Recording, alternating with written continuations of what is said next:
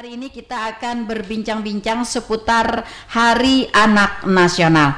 Saudara pendengar, sebenarnya ada 2 hari anak ya Pak ya? Iya, Hari Anak Sedunia yang jatuh pada tanggal 20 November ya, dan Hari Anak Nasional yang jatuh seyogianya jatuh pada tanggal 23 Juli. Oke, baik.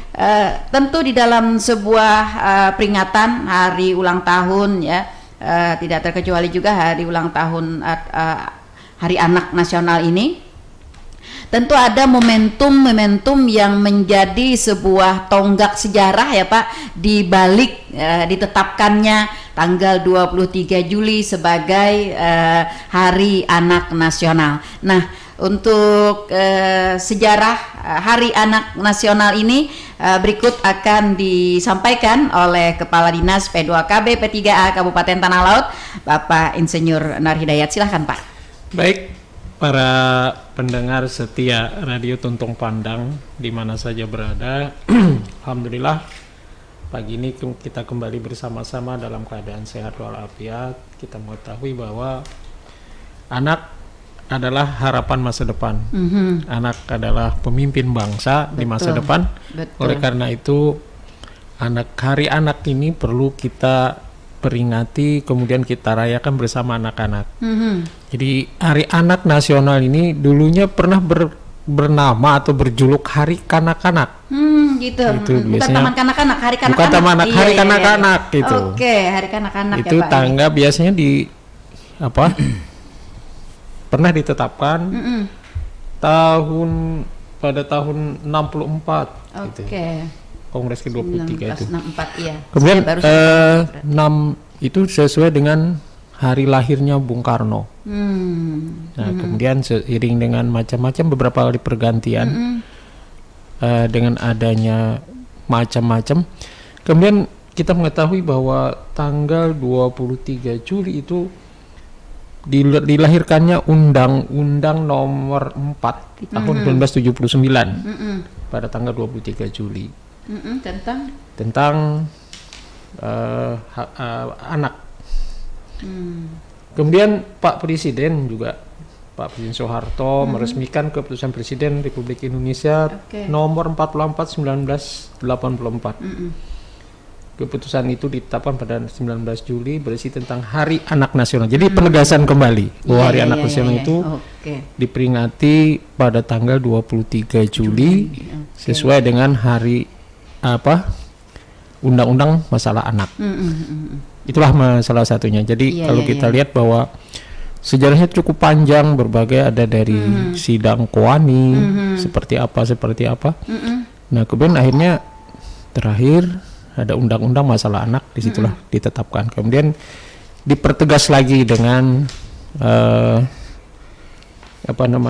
Perpres. Jadi ada penegasan tentang penetapan hari anak. Oleh karena itu setiap tanggal 23 dan menjelang tanggal 23 kita selalu melaksanakan kegiatan-kegiatan berkenaan dengan Hari Anak Nasional. Kemudian Hari Anak Nasional tahun ini sangat luar biasa, dipusatkan di Bogor, di Taman Raya di Hutan Raya, Taman Raya namanya, Hutan Raya Bogor, ya. Di samping Istana Presiden kita. Kita lihat kemarin bahwa Pak Presiden juga datang dengan mengendari sepeda. Begitu. Aduh, luar biasa aku sama anak. Iya. Biasanya Pak Presiden kan datang pakai mobil, ini naik sepeda. Iya. Artinya menyatukan diri ya Bapak, menyatukan diri dengan karena anak-anak ini identik dengan sepeda gitu ya. Iya. Kemudian sepedanya juga dikasihkan sama anak-anak. Oh iya. Iya. Jadi anak-anak yang bisa menjawab pertanyaan beliau, beliau kasih sepeda. Betul. sebagai hadiah mereka. Salah satunya kemarin Pak Presiden juga ternyata Pak Presiden kita juga pinter main sulap. Oh iya.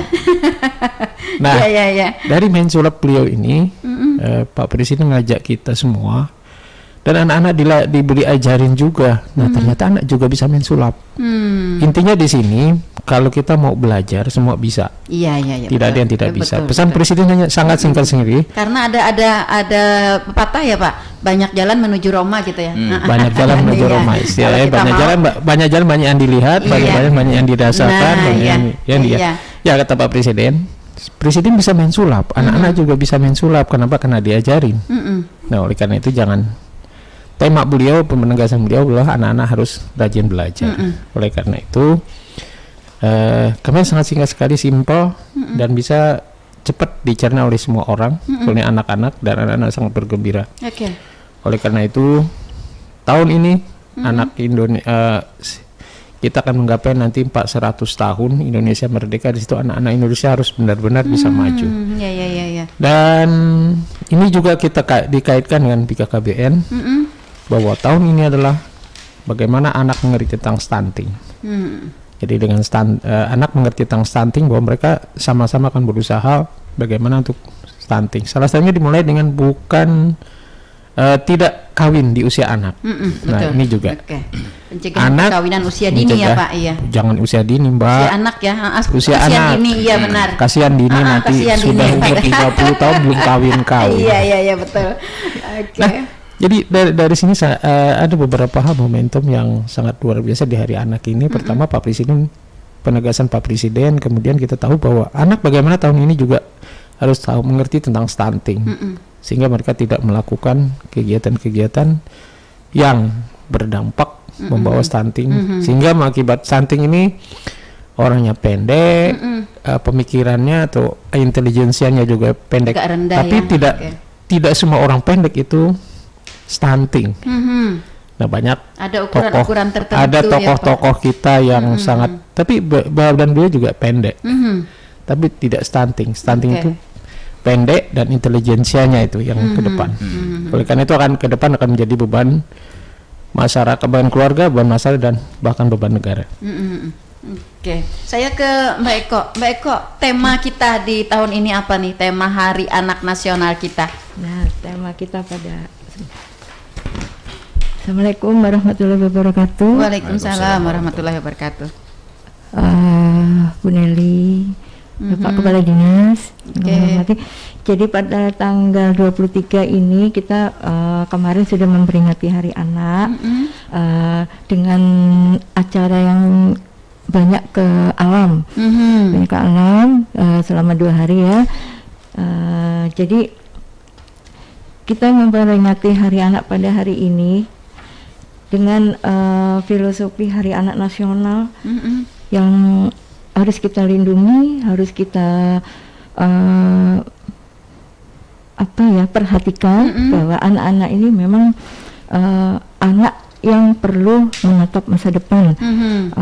Dari umur 18 tahun ke bawah dia itu kan perlu perlu sekolah, Iya ya. perlu Bermain. yang intinya itu sebenarnya bermain. Kalau sekolah SD itu memang belajar dan banyak bermainnya. Kemudian ini SMP mulai ya, remaja, SMA. Jadi 18 tahun ke bawah itu mungkin memang usia anak yang harus kita ini ya. Kemudian tadi sudah banyak disampaikan oleh Bapak bahwa undang-undang tentang perlindungan anak itu sudah jelas ya.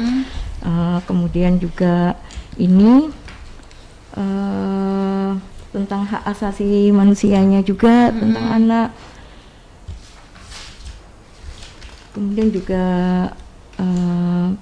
bagaimana negara melindungi anak dan wajib bertanggung jawab memberi dukungan sarana dan prasarana. Jadi tema Hari Anak pada hari ini, pada tahun ini, anak terlindungi, Indonesia akan maju. Oke, anak terlindungi, Indonesia maju. Indonesia maju. Iya. Oke. Oke, boleh dijelaskan nih Mbak Eko implementasi dari tema tersebut? Apa saja indikator-indikator atau saran tindak yang harus kita lakukan dalam rangka agar anak terlindungi ya, agar anak-anak kita terlindungi dari apa begitu ya? Iya. Oke. Jadi tujuannya anak terlindungi dan Indonesia Maju. itu adalah memberi penghormatan sebenarnya kepada anak-anak sebagai bentuk dari perlindungan pemenuhan hak anak. Kemudian kalau implementasinya itu bagaimana kita sebagai di dinas kita aja ya yang menangani perlindungan anak, bagaimana kita menerapkan program dan kegiatan itu memang yang langsung mengena kepada anak, usia anak itu tersendiri. Betul sekali. Kemudian juga bagaimana kita perlindungannya terhadap anak itu sendiri. Terlindungi dari tindakan predator predator dan sebagainya. Terlindungi juga dari hal-hal yang menghambat perkembangannya, tumbuh kembang anak gitu ya, dan juga terlindungi dari hal-hal yang menghambat dia melaksanakan hak-hak anak, di mana kita tahu ya para pendengar bahwa dalam Undang-Undang Perlindungan Anak disebutkan ada 31 macam hak anak ya, namun dikategorikan dalam 4 hak dasar anak ya Mbak Eko. Ya semua itu yang harus terlindungi seperti itu. Lalu apa kegiatan-kegiatan kita Mbak Eko di Kabupaten Tanah Laut dalam rangka kita mendukung atau memeriahkan peringatan Hari Anak Nasional ini? Iya, peringatan Hari Anak Nasional pada tahun ini kita pusatkan di hutan kota. Kita mengumpulkan semua anak yang ada di Tanah Laut yang memang yang masuk juga di forum anak daerah. Ada yang usia SMP, ada yang usia SMA. Nah pada tanggal 23 itu juga selama 2 hari. Mungkin Bu Nelly sudah pernah melaksanakan itu sebelumnya ya, bahwa kita di situ banyak edukasi, permainan, tidak melulu materi-materi tentang mereka remaja yang akademis. Jadi ada juga kita mengundang PKD untuk ini ya. Betul. Jadi belajar sambil bermain lah ceritanya. Betul. Iya. Karena memang dalam peraturan perundang-undangan dalam pelaksanaan penyelenggaraan perlindungan anak dan pembinaan anak, kita diharuskan untuk lebih banyak kepada edukasi ya. Iya, baik. Lalu Mbak Eko, untuk pelaksanaan Hari Anak Nasional pada pusat ya, nasional yang tadi dipusatkan di Bogor seperti yang disampaikan oleh Pak Kepala Dinas, kita sendiri dari Kabupaten Tanah Laut begitu dalam mengikuti Hari Anak Nasional yang dipusatkan di Bogor tersebut, apa yang kita bisa lakukan di sana begitu, atau mungkin ada sesuatu hal yang dapat menjadi sebuah kebanggaan bagi kita begitu? Iya. Mungkin pertama-tama kita punya pemikiran begini ya, Bu Nelly, kalau usia anak ini adalah usia dasar ya. Betul. Kalau kita kembali flashback ke belakang, bagaimana seorang ibu itu hamil, bagaimana seorang ibu 9 bulan menjaga kehamilannya dengan gizi yang baik, karena stunting ini kan juga kita harus promosikan ya. Iya, stunting ini juga harus dimulai dari dalam kandungan. Dari dalam kandungan. Kalau gizi di dalam kandungan mulai awal bulan, awal triwulan pertama, awal bulan sampai triwulan 3 itu kurang, kita arahnya ke sana juga, ke stunting gitu ya. Terus kecerdasan juga, volume otak bayi itu tergantung bagaimana kita memberikan gizi selama 9 bulan itu. Nah, kalau kita hubung-hubungkan dengan ini ya, dengan dunia anak pada saat sekarang, memang mereka tuh belajar sambil bermain. Ada saatnya mereka tuh belajar, ada saatnya mereka juga bermain, tetapi bermain sambil belajar. Iya, dan bermain juga ada unsur pembelajarannya juga. Iya, jadi kalau menurut kami ya, bagaimana kita tuh mengarahkan anak ini, nantinya kita kegiatan dan program-program yang sudah ada, kita kepingin lebih daripada memperingati Hari Anak itu sendiri. Iya betul. Jadi bagaimana kita itu merangkul anak-anak sekolah, seperti waktu kita kan ada pikir remaja juga. Nah, kita menyampaikan informasi terhadap anak-anak yang mulai remaja nih, mulai SMP, SMA. Jadi informasi bagaimana sih kita ini sebagai anak, bagaimana sih kita ini sebagai warga negara yang baik, sebagai anak yang baik, bagaimana tugas-tugasnya, dan itu PR bagi kami. Mudah-mudahan program dan ini ya kegiatan untuk kedepannya itu bisa mengakomodir kegiatan anak yang belum sekarang yang belum ini ya belum sempat karena sudah pokoknya aja Hari Anak. Saya kepingin Hari Anak itu tetap, tapi tahun depan paling tidak implementasinya yang lebih jelas itu aja. Iya, langsung ngena pada anak. Oke, luar biasa ya. Para pendengar setia Radio Tuntung Pandang FM dimanapun Anda berada ya, Mbak Eko ini kalau berbicara masalah gizi ya, karena beliau memang ahli gizi gitu ya.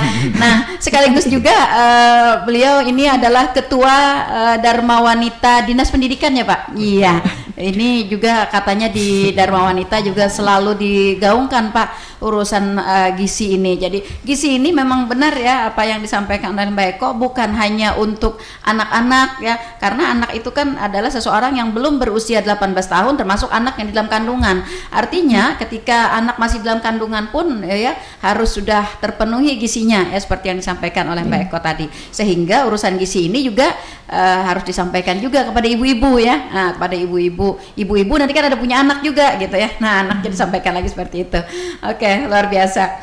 Baik, lalu sejauh ini nih saya ke Pak Dayat lagi, Pak, kebijakan-kebijakan Kabupaten Tanah Laut sendiri Pak dalam rangka melakukan mengimplementasi ya Undang-Undang Perlindungan Anak itu,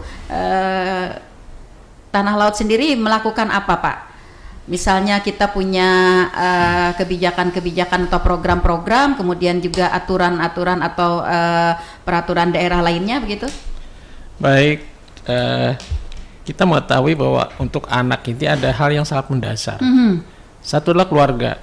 Nah, kita dulu sudahkah kita mengerti tentang fungsi keluarga? Inilah yang selalu kita gaungkan ke masyarakat kita, baik di Tribina yang ada di masyarakat kita, Bina Keluarga Balita, keluarga remaja, keluarga lansia, kemudian juga PIK remaja, kemudian Forum Anak Daerah. Nah, PIK keluarga juga ada. PIK keluarga juga ada macam-macam. Ada macam-macam, artinya dari di situ. Salah satunya adalah unsur dasar adalah bagaimana fungsi keluarga. Nah, kalau fungsi keluarga ini bisa jalan, yang hak anak ini Pak, insya Allah pasti akan terpenuhi. Iya, oleh karena itu kita harus yang dasar ini yang sementara ini kita terus juangkan, gaungkan melalui penyuluh-penyuluh keluarga berencana kita di masyarakat. Kita juga kemarin dalam rangka Hari Anak ada 2 momen kegiatan. Pertama ada Genri, Jambore Genri daerah. Genri juga adalah anak-anak remaja kita. Kemudian apa namanya Jambore Anak daerah. Nah, ada 2 kegiatan ini. Jadi 2 suku ini ada yang materi Genri itu apa saja. Yang materi Genri itu juga kita berikan di Jambore Anak, yang Forum Anak ini apa saja materinya juga kita berikan ya. Jadi 2 kegiatan ini saling tunjang menunjang. Nah, kemudian kita mengetahui bahwa fungsi keluarga inilah yang harus kita jabarkan dan kita terus luangkan ke masyarakat. Ini sudah kita tanamkan pada saat calon pengantin. Calon pengantin itu fungsinya apa sih? Iya. Jangan hanya tahu mau menikah aja gitu Pak ya? Iya. Tidak tahu seorang yang menikah apa? Ya si laki-lakinya harus tahu fungsinya sebagai apa, yang perempuannya apa. Kalau perempuannya harus apa, artinya jurusnya jurus maut gitu. Ibaratnya di apa?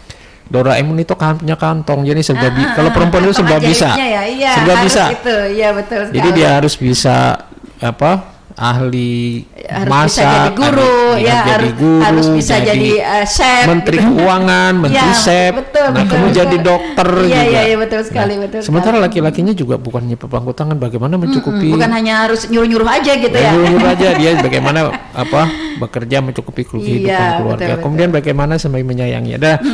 Jadi kalau kita lihat adalah 8 fungsi keluarga ini. Pertama fungsi agama. Iya. Nah, kalau satu fungsi agama ini saja kita bisa memahami dan kita menjalankan, yang semuanya sudah masuk di situ.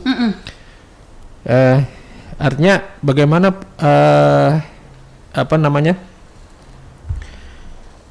menanamkan kepercayaannya, Pak.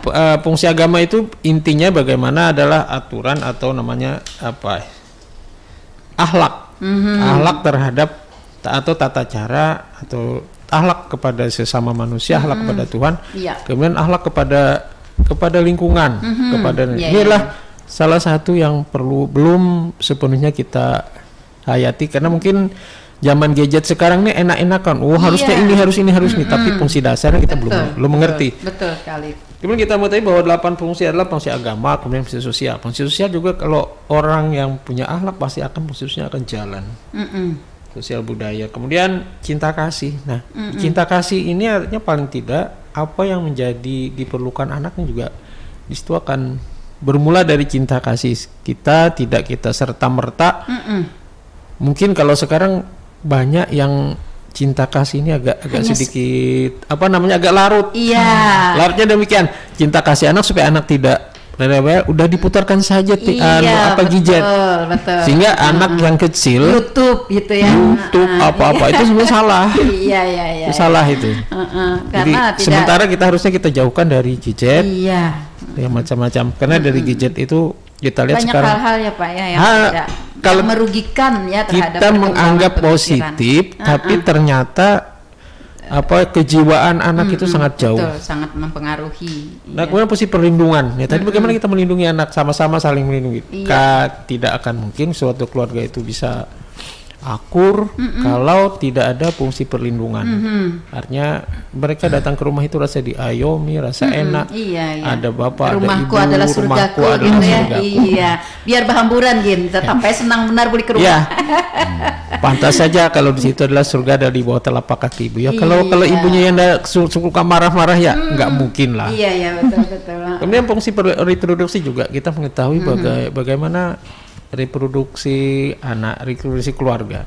Ini berencanakan berapa anak, kemudian seperti apa sehingga aman. Jaraknya antara anak yang satu dengan yang lainnya gitu ya. Yang sekarang kan yang masih rame-rame ini kan artinya kanker serviks. Dari kegiatan-kegiatan yang ada itu. Saya karena usia perkawinan, usia anak, ini sangat rentan terhadap kanker serviks yang sangat mematikan katanya, sangat mengkhawatirkan. Iya, betul sekali. Kemudian kita lihat bahwa fungsi sosial, bagaimana fungsi sosial itu ditanamkan di dalam keluarga. Nah, ini akan berdampak sekali dengan hak anak yang 30 Bunda tadi sampaikan, ada yang hak dasarnya sekian. Nah, kalau fungsi sosial juga ada di situ, kemudian fungsi pendidikan, fungsi ekonomi, bagaimana mengembangkan ekonomi keluarga, bagaimana menjaga keluarga, jangan ujar orang bahari itu ganal pasak daripada tihang. Iya, betul sekali. Semuanya ada dipengini gitu ya. Dipengini. Iya. Tapi tidak mampu. Kemudian fungsi terhadap bagaimana dengan lingkungan. Nah, ini adalah kalau kita simpulkan tadi adalah fungsi agama, innama bu'istul mimma makarimul akhlak. Makanya Nabi kita mengajarkan bahwa bagaimana untuk memperbaiki akhlak kita ini. Akhlak itu bukan hanya sangat luas sekali. Iya, betul. Bagaimana tata cara hubungan kita kepada Sang Pencipta, bagaimana kita adalah sesama, kemudian dengan alam, lingkungan, bagaimana kita termasuk cara makan, cara minum, cara mandi, cara berbicara, semua cara nggak tergeser ya Pak ya. Nah, ini yang kalau ini jalan, anak akan merasa seperti apa dia berbicara, seperti orang tua juga berbicara seperti apa. Kita sering melihat orang tua kadang-kadang otoriter, mungkin saya juga termasuk di situ. Ya, karena kenapa pengalaman kita waktu kita kecil dulu nggak pernah kita harus belajar mandiri dari kecil. Betul. Kalau dari dulu kan kita ada pelajaran etika ya Pak ya dulu ya. Iya. Etika. Ya kalau lewat di depan guru seperti apa, di depan orang tua seperti apa, memberi salam seperti apa. Betul sekali. Nah kita lihat sekarang ini juga agak miris, anak-anak basbus. Sudah bergeser, iya betul sekali. Saya ingat kalau dulu Pak masih SMP aja, saya tahun 78. SMP 77 ya, kelas 1, 78, 79, kelas 3. Waktu SMP itu aja kita kalau melihat guru itu dari jauh, kalau bahasa Banjar itu beliung, kita beliung ya Pak. Saking takutnya gitu ya, sungkan dengan guru gitu, berpapasan dengan guru tuh rasanya itu kayak gugupnya luar biasa gitu ya. Tapi kalau sekarang anak-anak dengan guru, halo bro ya. Ada Ali, ada positif negatif memang betul. Kalau dulu kita sungkan karena memang kita menganggap bahwa guru telah sumber ilmu yang ujar orang Jerman itu bisa jadi kualat kita dengan guru dengan ilmunya itu kita oleh karena itu sangat hormat sekali terhadap guru, bukannya takut tidak, karena tapi memang dulu Pak guru-guru ini memang rata-rata tua gitu ya guru-guru dulu adalah karena memang tua tua itu dan kalaupun guru memberi hukuman itu bukan dianggap hukuman tapi adalah satu, kalau saya dulu pembelajaran kalau saya dulu kalau bisanya sering berdiri di papan tulis kan Pak ya, sering kelihatan sering berdiri di papan tulis karena demikian. Jadi kalau saya tuh dapat hukuman di sekolah pasti 2 kali lipat. Oh ya. Begitu kabar sampai ke rumah bahwa kena hukuman di sekolah, nanti di rumah ditambah lagi. Karena dianggap. Nah kalau sekarang kalau anak dihukum di sekolah mendatangi orang, mungkin lapor ke polisi, Pak anak saya diapakan. Kalau dulu enggak, orang tua sangat menghormati guru-guru. Sangat malu ya ketika anaknya dihukum di sekolah gitu. Paling ditanya Pak, anak saya berbuat apa? Dia sampai ke hukum ini udah sampai ke rumah tambah hukumannya. Kalau bukan sekarang, yang sekarang wah ini anak saya ini melanggar hak asasi manusia. Undang-undang perlindungan anak ini gitu ya. Sebenarnya bukan perlindungan anak, bukan demikian. Jadi artinya bagaimana itu mengajarkan bagaimana anak bisa terlindungi, bukan. Ini juga yang perlu kita angkat ya Pak ya. Kita berikan juga edukasi kepada masyarakat agar masyarakat kita ini tidak salah kaprah terhadap perlindungan anak ini ya. Jadi kalaupun misalnya ada guru memarahi anak, bahkan ada yang mungkin memukul ya, selama itu tidak berdampak secara negatif ya Pak ya, artinya kan itu adalah sebuah pembelajaran dan pendidikan ya bagi anak kita gitu. Kalau sekarang mungkin dengan kertas saja mungkin sudah sampai ke polisi. Betul. Kalau dulu pakai mister 1,5 meter tebal 1 jari, patah 2 kali 3 kali nggak masalah. Betul. Ya, mungkin ada yang masih ingat sandal Daimatu. Iya betul, saya ingat, saya punya itu dulu. Kapan? Karena itu kuat banget. Kapan? Kuat banget. Bunda ingat kan kapan? Kalau saya kelas 1 SD. Saya itu kalau saya kelas 4 Pak. Saya kelas 1 SD. Kelas 4 SD sudah pakai sandal Daimatu. Sayang banget itu. Jadi sandalnya itu ditenteng karena sayang kalau dipakai rusak. Nah, kemudian guru saya itu pakai sandal itu. Kemudian entah ribut apa kami di dalam kelas. Beliau masuk. Kemudian ya memang kami salah. Kami sambil berlari, kemudian beliau lemparkan sandal itu. 2 keping papan lepas karena lemparan. Jadi kalau ya memang bukan melempar ke orang, tapi beliau itu juga. Nah begitu sampai ke rumah udah kalian ini tadi hukum ini udah kalian nggak boleh makan siang ini. Hari kalau mau makan harus kerja dulu, disuruh kerja dulu baru boleh makan. Jadi harus nembus kesalahan dulu baru boleh. Jadi menyadarkan si anak. Jadi memang sebenarnya pendidikan dulu memang kayak terlalu otoriter, tetapi unsur pendidikannya juga cukup tinggi. Hanya saja mungkin cara-caranya ya Pak ya, cara-caranya memberikan pendidikan itu mungkin yang mungkin perlu diperbaharui. Nah diperbaharui pada saat sekarang ini sehingga juga banyak kita yang tergeser pengertiannya gitu ya. Jadi salah sedikit lapor, salah sedikit lapor ya seperti itu. Iya, kalau dulu kita sebangsa anak-anak pasti kumpulnya nggak jauh-jauh. Biasanya sore itu sudah harus nggak siapa yang nyuruh ya, sore itu udah harus mandi semua. Iya betul sekali. Itu mandi nanti semenjelang maghrib. habis asar menjelang maghrib udah kumpul di musola. Iya betul sekali. Sampai isya biasanya. Meskipun sebelum maghrib biasanya kan sungsung nih ke musolanya. Iya, sebelum betul. maghrib pembukaan dulu ya. Pembukaan tapi biasanya tetap di sekitar musola. Nah kemudian kalaupun malam udah terlewat, biasanya paling udah isya lewat sedikit belum datang, udah pasti obor suluh culuk itu udah ada di mana-mana, nyari kemana ini, di mana nih kumpulnya nih. Iya betul. Nah itu biasalah demikian. Oke, baik, luar biasa kalau bernostalgia ya zaman dulu gitu. Iya, rasanya seperti apa? Rasanya saya mau kecil lagi gitu. Oke, baik Pak, kita jawab dulu nih, ada penanya kita ya, suara pendengar di live Facebook tuh. Di live Facebook kita. Katanya ngenes memang katanya bila diperhatikan anak dikenalkan ke Android ya, tapi tidak lebih dahulu dikenalkan pada keteladanan orang tuanya. Oke, pengaruh apa ya Pak? Nah, oke, salam sehat selalu Pak narasumber, Ibu, dan juga semangat moderator ya. Oke, semangat moderatornya semangat banget. Iya. Oke, mungkin bisa ditanggapi langsung Pak. Baik, kita mengetahui bahwa kadang-kadang kita menganggap Android ini bagus memang bagus, tapi kalau pas di tempatnya, ditempatkan tempat dan waktunya bagus.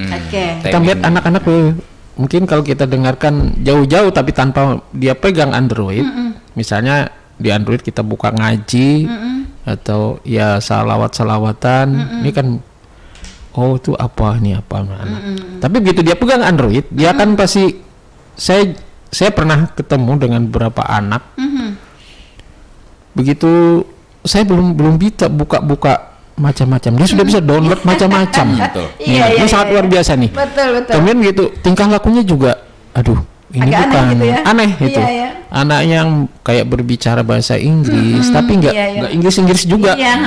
Kayak nah ini artinya sangat berpengaruh terhadap kejiwaan anak. Oleh karena itu perkembangannya.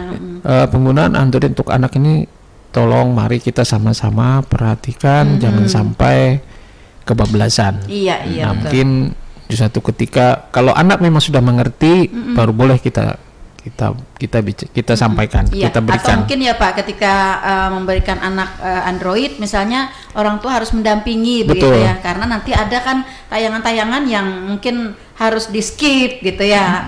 Jadi karena anak itu semuanya dia memang dia maunya orang yang super ingin tahu. Dia 10 langkah ke depan dari keinginan tahu luar biasa. Begitu melihat ini, ini harus apa, ini harus seperti apa. Nah oleh karena itu kadang anak-anak bayi juga kita kelihatan sangat perkembangannya. Kalau saya lihat beberapa perkembangan dari beberapa rekan ya, anaknya yang masih bayi itu dikasih Android, waduh, ini merubahnya kan sangat susah sekali. Ada yang sampai sekarang sudah kelas 3, kelas 2, mungkin bicaranya belum pas. Belum pas. Biasanya kan kalau sudah umur yang sekian pasti bicaranya udah pasti. Kita lihat dari kegiatan itulah. Bagi yang masih bayi, balita sampai balita, tolong anaknya dibawa ke bina keluarga balita. Nah di situ kan kita akan mengukur bagaimana perkembangan tumbuh kembang anak, bagaimana pola pengasuhannya seperti apa.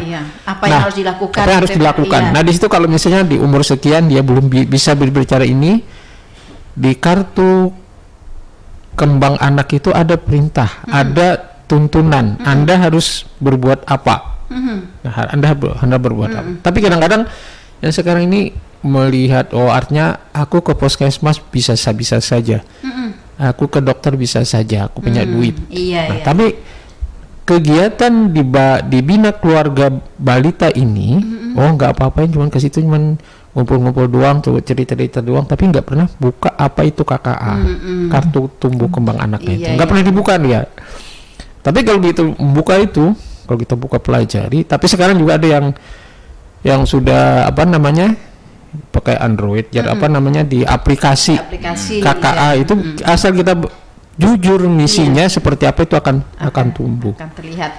Jadi oleh karena itu yuk kita sama-sama amankan, karena ini sangat berpengaruh sekali ya. dari Android gitu ya, jangan terlalu melepas secara total gitu ya Pak ya terhadap Android, terhadap permainan-permainan internet gitu ya. Nah kemudian juga menyangkut yang kedua tadi ya yang disampaikan oleh suara pendengar kita tadi tentang keteladanan orang tua, di mana kita ketahui ya bahwa mungkin di era globalisasi, di era kemajuan ini gitu ya, orang tua lebih banyak menyibukkan diri pada mungkin mencari nafkah begitu ya, pekerjaan-pekerjaan, sehingga anak-anak mungkin lebih banyak bermain dengan gadgetnya, bermain dengan Androidnya, atau bahkan juga diasuh oleh baby sisternya gitu ya, pengasuhnya, pembantunya begitu. Nah, lalu dalam hal ini Pak melihat kondisi pada saat ini yang sudah mengarah kepada hal-hal yang seperti itu, apa nih Pak upaya-upaya dari pemerintah daerah dalam hal ini DP2KB P3A untuk kembali memulihkan agar orang tua ini benar-benar dapat memberikan perhatian penuh, keteladanan ya kepada anak-anak kita begitu. Baik, maka oleh karena itu tadi kita harus mengetahui dari calon pengantin saja sudah kita berikan bagaimana fungsi keluarga itu. Nah, bagaimana artinya dari sini mau gak mau, suka tidak suka, karena kita punya anak dan punya tanggung jawab terhadap anak, kita harus memberikan sedikit waktu yang bisa. Salah satunya mungkin kalau gitu kita datang istirahat sebentar, kemudian baru kita tengok anak seperti apa dia berkomunikasi yang baik dengan anak. Insya Allah ini tidak akan terjadi demikian. Artinya kita memberikan kalau kita menyuruh sholat, kalau kita tidak sholat nggak mungkin anak sholat. Betul sekali. Nah kalau kita misalnya yuk kita selawatan atau apa yang dikerjakan lebih baik, mungkin anak sering diajak. Anak itu biasanya pantang dilarang. Kalau dia dilarang biasanya pasti dia akan melawan, pasti akan kenapa sih dilawan? Kalau pengarahan saja, bentuk larangannya mungkin akan dirubah sedikit. Kalau gitu gak tepat, yang tepatnya seperti ini. Kalau itu nggak boleh, bukannya nggak boleh di situ, tapi itu kurang tepat tuh, harusnya seperti ini loh. Kalau itu nanti bisa, kalau ini bahaya, yang aman tuh seperti ini. Jadi kalau ada pembenaran seperti itu, insya Allah anak juga akan ikut menurut dengan kita. Oleh karena itu, nah sekali lagi yang masih punya balita, anak-anak balita itu tolong dibawa diajaklah keluarga ke bina keluarga balita. Meskipun artinya bukan kita sendiri yang membawa, mungkin kalau baby sisternya mungkin silakan, cuma tolong baby sisternya juga pada saat di bina keluarga itu bicara yang jujur, seperti apa perkembangan anak ini. Iya betul. Kemudian pesan-pesan yang disampaikan oleh para penyuluh kita ya Pak, betul. Di bina keluarga balita juga harus disampaikan juga kepada orang tua gitu ya, agar baby sister dan orang tua itu sejalan dalam rangka memberikan asuhan kepada anak kita. Oke, saya ke Mbak Eko lagi nih. Mbak Eko, kita punya peraturan daerah Kabupaten Tanah Laut ya tentang penyelenggaraan perlindungan anak. Itu peraturan daerah kita itu nomor berapa ya? Kemudian implementasinya sampai saat ini nih Mbak Eko, seperti apa tuh? Nah, baik Bu Neli, implementasi bagaimana kita menerapkan apapun itu, termasuk peraturan-peraturan dan yang berdasar hukum itu memang harus kita laksanakan.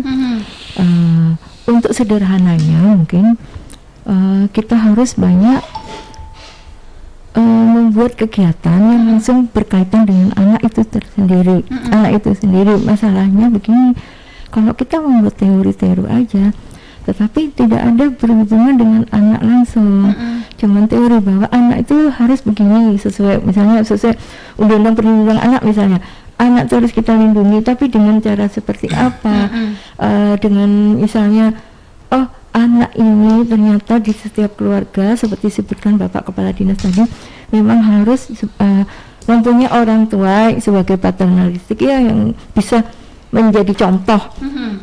Nah, seperti itu juga di sekolah-sekolah, misalnya di sekolah itu sendiri, sekolah yang kita bentuk sebagai sekolah yang memang bisa kita terapkan untuk kita ikutkan ke forum anak daerah misalnya seperti itu, kita kalau ketemu mereka kita harus banyak juga menyampaikan pesan-pesan yang ada di kegiatan kita, program kita yang memang harus kita laksanakan.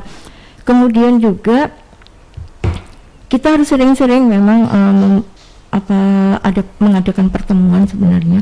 Kita nggak bisa teori aja, misalnya FAD itu seperti ini. Kalau kita nggak ketemu yang sama anak-anak itu, kita nggak ada komunikasi, nggak ada interaksi gitu. Jadi memang keterbatasan kita untuk tahun depan mudah-mudahan bisa menyelenggarakan selain jambore anak, kita event-event yang misalnya itu tepat untuk ini ya, untuk kegiatan anak. Insya Allah nanti kita masukkan kegiatan-kegiatan. Oke. Lalu selama ini Bu Eko tentang profil anak-anak kita ya, profil anak Kabupaten Tanah Laut ini mungkin gambarannya mungkin secara global ya, seperti apa? Apakah jumlah kekerasan terhadap anak cukup tinggi dan selalu naik begitu? Apakah jumlah kekerasan terhadap anak-anak kita tinggi dan upaya ada penurunan begitu, atau perkembangan dari pelaku kejahatan atau pelaku tindak kekerasan anak ini semakin berkembang? Ya, itulah yang membuat saya sebagai termasuk penanggung jawab di bidang PPPA. Iya. Sangat prihatin memang. Iya, miris kita ya Mbak ya. Akhir-akhir ini semakin banyak kasus memang. Sebenarnya kalau kita melihat profil anak Tanah Laut itu bagus. Iya. Terlihat dari mereka cara bicaranya, kalau kita ketemu di kantor, konsultasi dengan FAD, termasuk semuanya yang mereka kemukakan itu bagus. Tetapi itu kan sebagian mungkin ya. Iya. Nah kalau kita melihat di lapangan sebenarnya, dan kasus-kasus yang sudah masuk ke tempat kami di rumah perlindungan itu memang agak juga kita merasa punya anak juga ya, yang remaja, agak memang miris sekali. Betul. Banyak sekali kasusnya. Kalau kita sebut satu-satu kayaknya Bu Nelly juga sudah memahami mungkin. Ya itu aja sebenarnya ya. Pertama gini, dia salah pergaulan.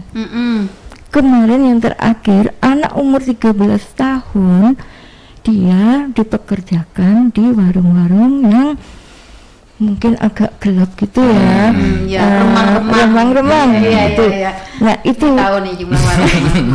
Aduh. Jadi baca datanya maksudnya. Waktu saya lihat di rumah perlindungan kan diamankan dulu sama satpol di rumah perlindungan, memang beda penampilannya. Usia anak 13 tahun yang saya rasakan melihat sekitar di rumah di sekeliling itu masih culun, masih gimana? Iya betul sekali. Apa-apa. Dewasa belum saatnya. Dewasa belum saatnya. Ya, menstruasi belum juga. Cepat dewasa ya betul. Kalau saya lihat kemarin ada 2 anak. Saya lihat, loh, kamu kok alismu kenapa itu?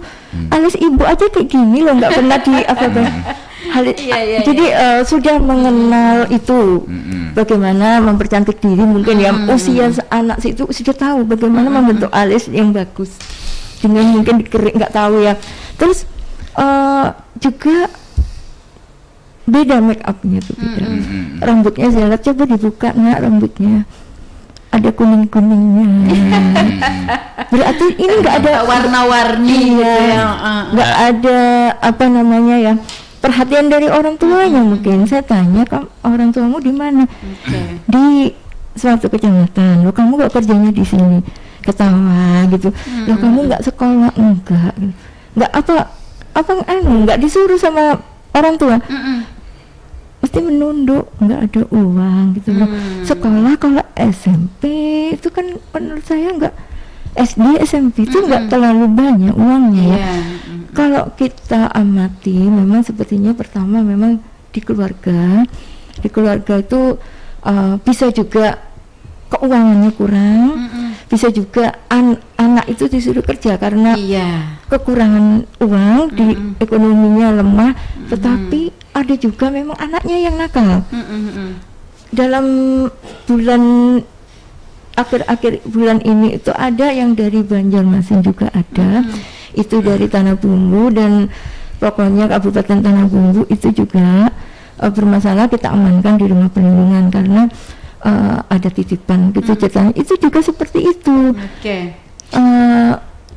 Mungkin kalau menurut saya tuh ya, apa kurang perhatian orang tuanya, mungkin repot mencari uang, anaknya tuh juga repot mencari uang sendiri, atau seperti itu ya. Jadi mungkin itu tugas berat buat kami. Betul. Jadi kalau gini Bu, itu kenapa ketangkap karena kita laksanakan kegiatan.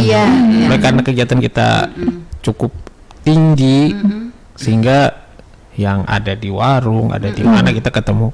Kalau kita tidak ada di kantor, tidak ikut turun, artinya tim kabupaten tidak turun, terutama teman-teman, terima kasih teman-teman Satpol PP dan teman-teman yang lain saling memberi sambil mengikuti ini. Oleh karena itu kita melihat bahwa kenapa naik, karena kita juga terlalu sering ke lapangan. Kalau kita jarang ke lapangan mungkin ini kelihatan. Artinya bagaimana kita mengamankan daerah kita adalah salah satunya dengan lebih sering mengunjungi, menyampiri warung-warung yang memang beberapa warung saat ini sudah jerak, sudah diberi peringatan. Kalau masih memperkerjakan yang demikian, warungnya langsung disigel atau orangnya langsung diproses. Betul. Yang demikian artinya dengan pendekatan kita, semakin dekat kita dengan masyarakat, otomatis masalah-masalah ini juga akan kelihatan. Oleh karena itu, dengan kelihatannya masalah ini, kita segera untuk melakukan penanganan. Oleh karena itu memang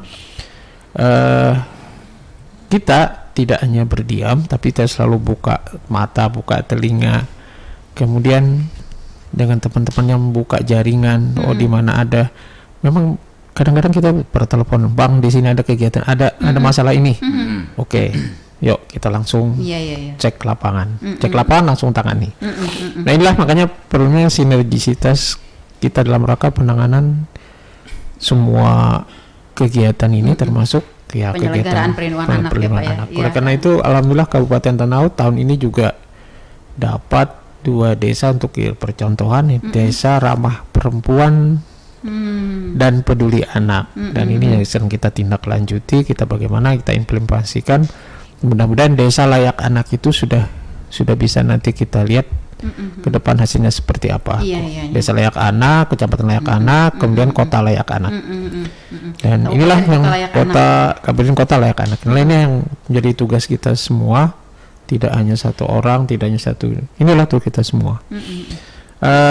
Kita juga sudah melaksanakan MOU dengan Kementerian Agama maupun dengan Pengadilan Agama.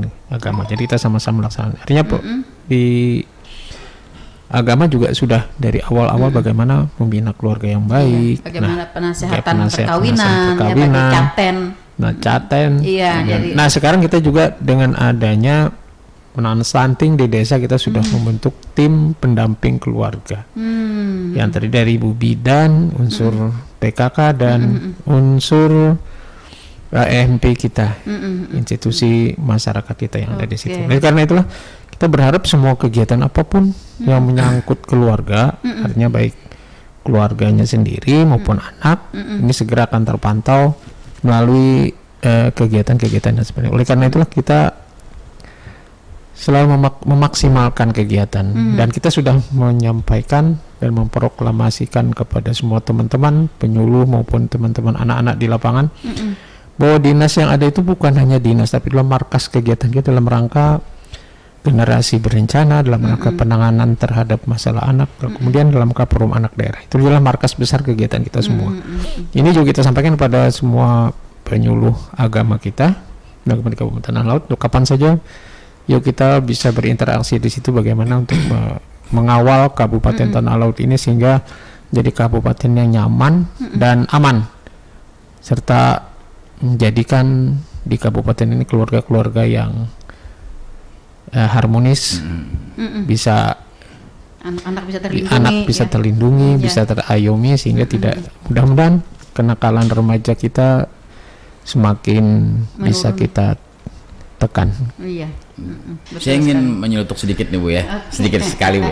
Iya. Mungkin dari pandangan DP2 KBP 3 apa atau penilaian ataupun dari kacamata DP2 KBP 3, bagaimana dengan fasilitas ramah anak di Kabupaten Tanah Laut ini kondisinya? Apakah mungkin sudah menurut standar penilaian atau apa ya, sudah mungkin pelayanan-pelayanan kepada fasilitas-fasilitas umum mungkin di anak?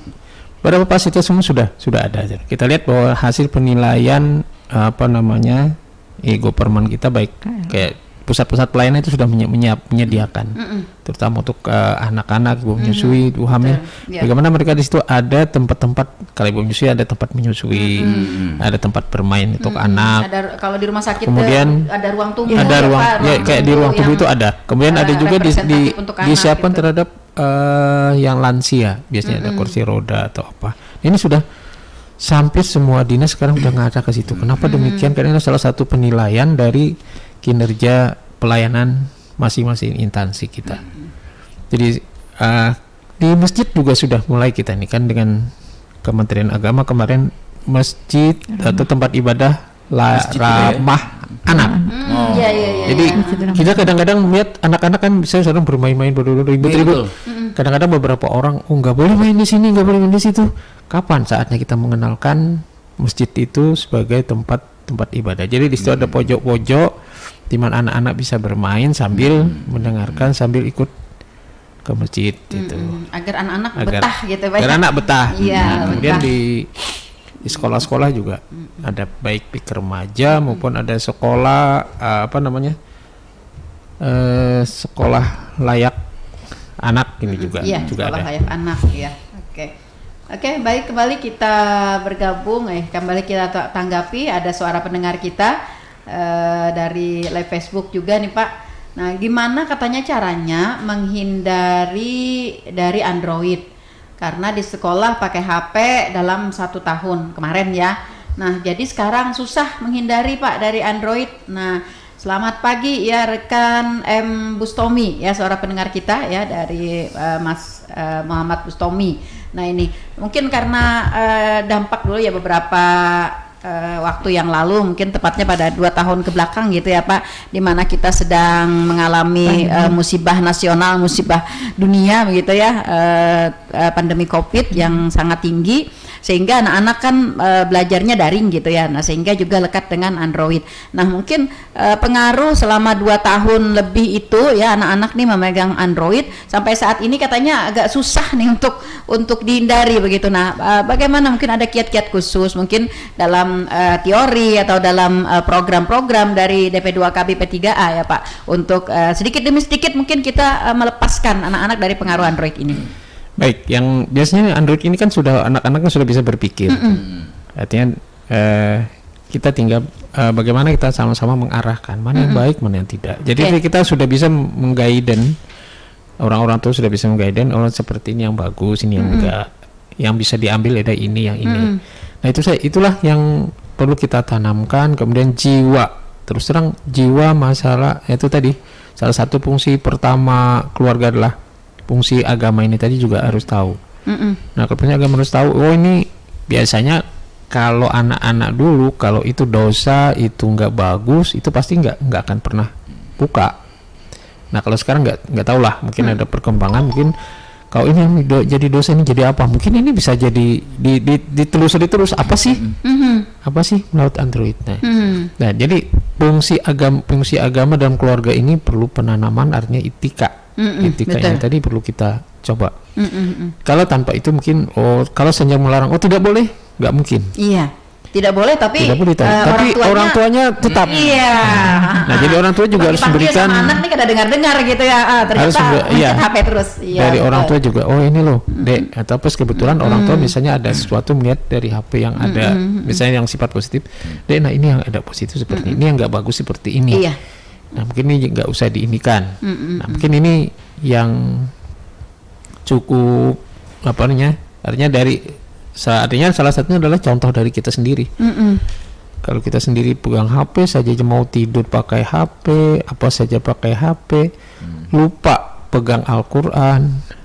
Nah ini juga sedih juga jadinya. Iya. Kalau misalnya Androidnya buka Al-Quran, itu sangat luar biasa. Iya. Ini deh, pelajaran kita ada di sini. Betul. Iya. Jadi artinya bagaimana orang tua nih berpikir bijak begitu Pak ya? Betul. Bijak. Nah ini ada telepon. Bagaimana berpikir bijak untuk dapat memberikan pendidikan ya kepada anak-anak.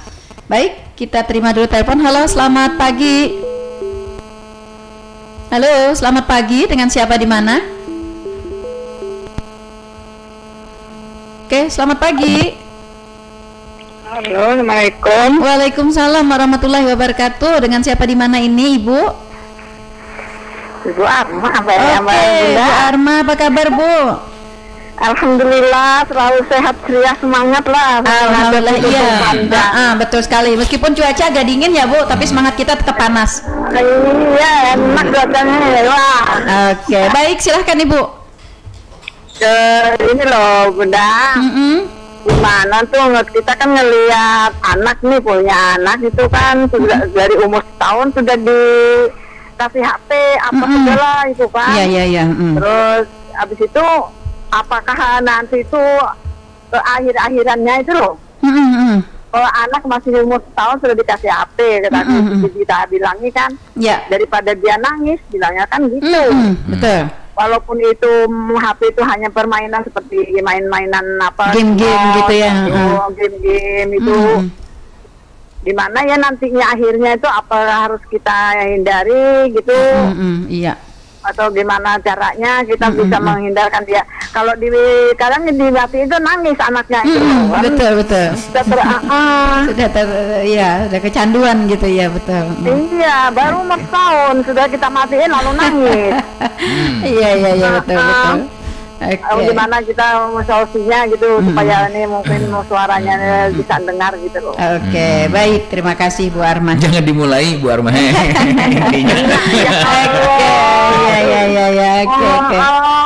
Yang penting pokoknya ulun nih ada apa, yang penting ulun bertakun. Iya itu. Oke. Lalu aja begemetan. Luar biasa Bu Arma. Terima kasih Bu Arma, luar biasa. Masih Bu Arma. Iya, semangat. Oke. Waalaikumsalam warahmatullahi wabarakatuh. Nah, suara pendengar kita Pak Bu Arma ini nggak jauh-jauh dari Android ya. Iya, memang ini menjadi persoalan nasional gitu ya, mungkin persoalan kita semua gitu, supaya anak diam gitu ya dikasih HP gitu. Nah, ini sudah akhirnya kan sudah membudaya, sudah melekat gitu ya, dimati menangis Jersidin. Ayo, nah mana kada mau dipisahin ada julung lagi HP-nya. Nah, ini mungkin Pak dalam hal ini ya. Selaku SKPD yang menangani dari perlindungan anak ya, mungkin punya program atau kiat-kiat tertentu nih bagaimana sedikit demi sedikit mungkin memisahkan anak dengan HP Android itu. Nah, lalu solusinya nih agar anak diambil HP-nya kadang nangis, diberi apa, diberi gulaan atau apa gitu. Oke, silakan Pak Dayat mungkin yang langsung menjawab. Aduh, terima kasih Bu Arma, ini sangat luar biasa. Iya. Mbak, kalau kita mau ekstrim kita tinggal mau pilih. Pilih anak menangis atau pilih anak tidak menangis dengan Android, akhirnya tapi dia merusak segalanya. Tinggal dua, itu kan yang ekstrim. Betul. Kita lihat Bu, saya menemui beberapa anak-anak dari teman-teman, ada yang kadang-kadang anaknya loncat-loncat, nggak karu-karuan. Oh ini seperti apa ini? Kemudian bicaranya yang seperti saya bicarakan pertama tadi, kemudian menirukan hal yang tidak baik. Nah, ini tinggal kita mau pilih, artinya kalau kita mau pilih dia biar menangis setumat, nangis biar lama juga nggak masalah. Ya, karena nangis itu bagus untuk membesarkan rongga dada. Oh begitu. Oke. Kalau yang tua apa menangis kayak apa nih, sering menangis? Kalau yang tua menangis kasih aja air mata. Nah, ini salah satu mungkin kita karena sedikitnya alat-alat bermain kita. Betul. Alat bermain. Nah, coba salah satunya kalau dibina keluarga remaja itu, di keluarga balita ada kit balita, kit bina BKB itu ada kitnya di situ. Ada macam-macam permainan anak begitu masuk di situ biasanya ikuti di lapangan, dia nggak ada yang mau pegang HP, dia ikut bermain. Iya. Nah, permainan inilah yang perlu kita ciptakan kan. Apa yang permainan itu? Kita kan banyak yang permainan yang kecil-kecil di mana-mana. Nah, salah satunya tadi bagaimana kita berkumpul-kumpul. Nah, tapi ya kalau mau ekstrim tadi, mau anak menangis tapi dia aman. Atau anak aman sekarang tidak menangis tapi tingkah lakunya macam-macam nanti ke depan. Akan merusak masa depan. Akan merusak masa depan. Sedih sekali. Kemet sampai sekarang tuh ada yang disuruh nulis, dia nyusup ke bawah meja, disuruh baca dia ini, tapi kadang-kadang dia ngerti, bisa nangkap. Cuma tingkahnya aneh. Ada beberapa teman yang bicara kemarin, saya udah pas kebetulan juga bertamu di rumah, begitu saja HP saya juga direbut. HP saya juga direbut. Kemudian saking ngilernya dia lihat HP gitu, nggak tahu HP tamu. Saking ngilernya. Kemudian dari situ dia download macam-macam permainan. Nah, ini apalagi kalau ada dari ini sudah mengarah kepada hal yang merusak ya Pak ya. Yang merusak. Kalau mungkin kalau cuma sekedar didengarkan tapi HP-nya disimpan, misalnya kayak bunyi-bunyian tadi, misalnya bunyi salawatan. Ya masih aman-aman gitu ya. Masih aman-aman. Kalau dipegang sama dia agak riskan ya. Memang karena kita menjaga anak ini agak artinya perlu kesabaran. Ya bolehlah sabar sedikit. Iya betul sekali. Lebih meningkatkan kesabaran Bu Arma, ya. Lebih meningkatkan kesabaran para orang tua juga nih ya. Para orang tua juga nih ya, kita himbau untuk lebih meningkatkan kesabaran, untuk lebih meningkatkan kepedulian ya. Kemudian juga berkreasi. Bagaimana kita menghurupi HP ini dengan suatu mainan yang lebih menarik ya, yang sehingga mengampihkannya menangis ini ya, seperti itu. Meskipun tadi kata Pak Ria tadi kan menangis itu sebenarnya bagus ya dalam koridor-koridor tertentu gitu ya. Menjadi olahraga, membuka rongga dada dan sebagainya. Tapi kalau menangis dalam waktu berkepanjangan ya antara air mata habis nanti. Karena di pasar nggak ada orang jualan ya air mata. Saya juga sering, anak saya nih nangis terus. Ya kalau bulan-bulan tua sering nangis gitu. Bisa ditambahkan Bu Nelly? Silakan Mbak. Melihat pengalaman ya sekitar kita, anak-anak kita masih kecil ya. Kemudian tetangga kiri kanan. Ternyata untuk mengganti HP itu sebenarnya dari keluarga juga, dari orang tua juga. Kan sekarang ini udah canggih, ada alat permainan edukatif. Itu memang dari yang murah sampai mahal, nggak usah kita melihat yang harga mahal, semua kita beli. APE itu ada buku gambar mewarnai, ada bahasa Inggrisnya untuk misalnya kucing, bahasa Inggris. Dia kalau mewarnai gitu ya. Dia mewarnai kucing kan dia otaknya berpikir, otak kecilnya juga jalan dan dia menghindari gadget, motoriknya jalan. Apalagi kalau main-main itu sama teman-temannya. Jadi kan dia bisa atau main misalnya di rumah ditemani oleh ibunya gitu ya. Yang ibunya harus sibuk sendiri aja, gimana nemani anaknya gitu ya. Kita belikan buku itu yang bermanfaat. Kalau menurut saya sih seperti itu, mengalihkan perhatian anak ke gadget. Dan gadget itu jangan selalu dibawa kemana-mana supaya anak ini apa sih itu, nah ya kan apa itu, jangan buat pancingan juga ya terhadap anak. Jadi, sehingga dia selalu selalu melihat gitu ya. Memang kalau bisa ada ruang bermain khusus satu kamar lah, atau di kamar tidur dia boleh ada papan tulis ya kan, bisa dia latihan apa aja bamburan dalam situ ya. Biar aja bamburan kada apa-apa. Nggak usah yang mahal, yang penting bisa mengedukasi anak itu aja. Bahkan juga ya di dalam di dalam keluarga juga diharapkan ibu mampu untuk membuat sendiri permainan anak gitu ya. Kalau kita kecil kan ada gadang pisang ya, dari daun pisang gitu, dibuat dari rambut jagung dibuat begitu ya. Waktu zaman kita kecil nggak ada yang kayak gini. Kita kreatif sekali bikin apa aja dari yang perlu juga masih kita gaungkan kepada masyarakat kita gitu ya, khususnya pada para ibu-ibu ya yang masih mempunyai anak ya. Kemudian juga tadi seperti yang disampaikan oleh Pak Kepala Dinas ya, harus lebih banyak sabar ya Pak ya, lebih banyak sabar, karena memang kan tadi dipadahkan oleh Kepala Dinas, surga itu di bawah telapak kaki ibu gitu ya. Kenapa jadi sampai seperti itu? Karena dituntut banyak kesabaran dan pengorbanan oleh ibu begitu ya. Saya hampir menangis nih kalau bicara-bicara iya, kita teringat ya bagaimana istilahnya kan pengorbanan orang tua kita. Nah seperti itu juga ya pengorbanan kita dengan anak-anak kita begitu ya. Jadi kita harus banyak sabar, harus banyak kreatif, berpikir lebih jangan mau enaknya aja gitu ya. Dijulungi HP, ramai kan kita bisa mengerjakan pekerjaan dengan mudah gitu ya. Nah, seperti itu.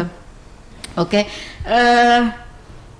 Ini ternyata bincang-bincang soal anak, karena memang anak ini seperti disampaikan oleh Pak Kepala Dinas tadi, masa depan bangsa, penerus ke generasi kita begitu ya. Generasi bahkan emas, bahkan dapat dikatakan katanya untuk melihat masa depan maka lihatlah kondisi anak pada zaman sekarang gitu ya. Nah, itu adalah gambaran masa depan kita. Namun sayang sekali Pak, waktu kebersamaan kita sudah berada di penghujung ya. Di perlewatan malah. Di perlewatan saking asiknya kita ya dengan berbincang-bincang masalah anak ini. Mudah-mudahan apa yang kita perbincangkan di pagi hari ini dapat lebih membuka wawasan pengetahuan dan juga lebih dapat meningkatkan ya peran serta masyarakat terhadap upaya-upaya perlindungan anak ya Pak, untuk dapat menciptakan generasi penerus bangsa yang memang diharapkan dan dapat diandalkan ya untuk membangun negara, khususnya Kabupaten Tanah Laut tercinta. Di terakhir Pak, silahkan statement closing kita ya, pesan-pesan untuk masyarakat kita, untuk para pendengar berkaitan dengan anak-anak kita. Baik, kita tahu bahwa anak adalah titipan daripada Allah Subhanahu wa Ta'ala. Oleh karena itu menjaga anak yang sama saja dengan kita menjaga titipan. Oleh karena itu baik-baiklah kita menjaga titipan, baik-baiklah kita menjaga amanah. Kita tahu ada banyak sekali guidance untuk dalam rangka menjaga anak ini. Salah satunya tadi adalah 8 fungsi keluarga, kemudian apa saja hak-hak anak, kemudian apa saja yang bisa mensenangkan anak, mensenangkan keluarga.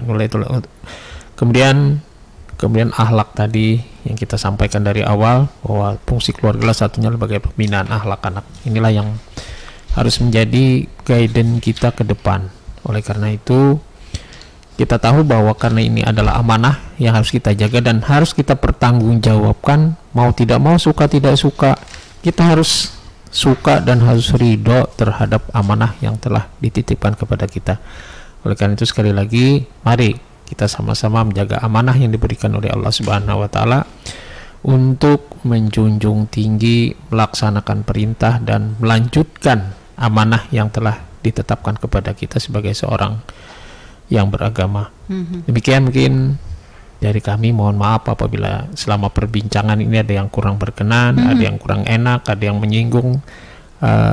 Mungkin ada teman-teman yang tersinggung dengan perkataan sambil celotehan kita pada hari ini. Mudah-mudahan nanti kita bisa sambung lagi dengan di kegiatan yang akan datang. Oke. Baik, terima kasih Pak sekali lagi atas kebersamaannya.